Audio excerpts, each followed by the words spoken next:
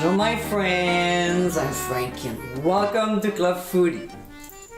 I love spinach, not just for its taste, but also for its nutritional values. Its health benefits are just amazing. They are vitamin A, C, calcium, fiber, potassium, iron, and so on. I use spinach a lot in my recipes, and here's another one I'll be sharing with you. In today's episode, I'll show you how to make my Veal Florentine. This dish is so flavorful. You can easily serve this at your next dinner party or on weeknights. Although I use veal in this recipe, chicken can always be substituted. So my friends, let's get cooking. First, in a large resealable plastic bag, we'll combine flour, hot paprika, garlic salt, and freshly ground black pepper. We'll close the bag and give a good shake so the ingredients are well mixed. Then we'll set aside while we're looking after the veal cutlets.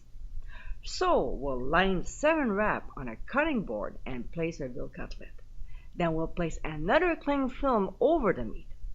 Using a meat mallet, we'll pound 1 cutlet at a time down to about ½ inch thick. Next, we'll place the veal in a flour mixture, close the bag, and shake it until the meat is well coated. We'll shake off the excess flour and transfer it to a plate while we're doing the others. Now, let's move on to the stove. In a large skillet over medium-high heat, we'll add 1 tablespoon of clarified butter, as well as 1 tablespoon of oil. When it's hot, working in batches, we'll put in a couple veal cutlets and we'll sear them only 1.5 minutes per side. Not more than that, because we'll finish cooking them in the oven. When it's done, we'll transfer the cutlets in a 9x13 baking dish, lightly greased. After they are all seared, we'll reduce the heat to medium. Add another tablespoon of clarified butter and also another tablespoon of oil. We'll add shallots and saute them for 1.5 minutes. To this, we'll add mushrooms and we'll sprinkle some ground sea salt, which will make them sweat. Then we'll cook them until golden brown, about 5 minutes. But 3 minutes after we started sauteing the mushrooms, we'll add lemon zest and continue cooking the ingredients. Next, we'll add pressed garlic and saute it for only 1 minute. Then we'll pour in white wine as well as heavy cream. We'll stir, bring to a simmer, and let it cook for 5 minutes. Meanwhile, we'll take care of the baby spinach. So, in a large pot over medium-high heat, we'll add 1 tablespoon of butter. When it's melted, we'll dump in the spinach. It would seem like a lot, but as it wilts, the volume of spinach will reduce considerably. So we'll give a good stir and cover for 30 seconds before we do the same thing. Stirring and cover again. You should do this only 1 more time to finish cooking the spinach. So roughly 1.5 minutes. It really doesn't take very long. Now, because spinach has so much water in it, we'll transfer it to a colander to drain.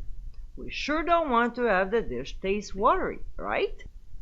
Another thing we'll do while the sauce simmers and the spinach drains is to combine Parmesan cheese and mozzarella cheese together. Now, when they are soft ingredients that need to be grated, I have a trick for that. To view it, click on the top right corner of your screen. Now, time to assemble the dish. We'll evenly spoon the sauce over the veal cutlets, then place the spinach on top. And for the final touch, we'll sprinkle the cheese mixture over, as well as fresh chopped parsley. We'll transfer the dish to a 375-degree preheated oven and cook for 15 minutes or until the internal temperature reaches 165 degrees Fahrenheit.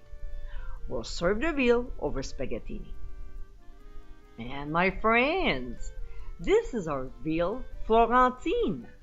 Moist, tender, and flavorful, this is an elegant dish you will enjoy at your next dinner party. Although I'm using veal in this recipe, you can always substitute chicken breast instead. I hope you give it a try soon, and be sure to visit clubfoodie.com for ingredient amounts and more info. Until next time, my friends, bon appétit!